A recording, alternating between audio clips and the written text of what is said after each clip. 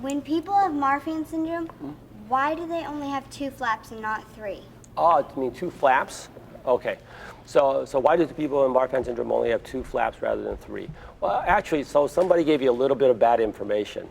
Okay, so people with Marfan syndrome actually have pretty normal hearts. They have the same number of chambers. They have the same number of valves or flaps as everybody else. Okay.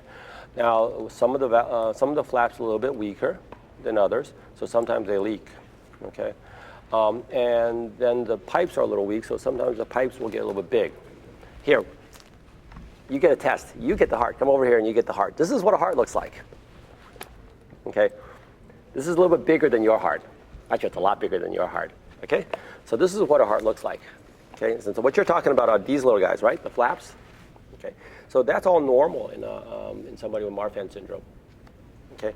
What we worry about in Marfan syndrome, this flap sometimes is a little weak and so it'll leak. Sort of like this guy. Somebody was playing with this one and broke it too much.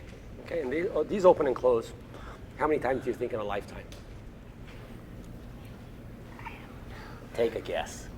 A lot? Yeah, I think that's a good answer. A lot is the right answer, but it's a lot. Somewhere around 2.5 billion times.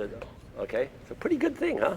So they can sometimes wear out, and fortunately we can fix those. Okay, but most of the time this is fine. What we really worry about in Marfan syndrome is this guy. So this big pipe, this red pipe, is the aorta, and that begins to get weakened over time. And so if it gets too big, then we want to fix it before it pops. Okay, the good news is we can do that too. All right, you want to go play with the heart?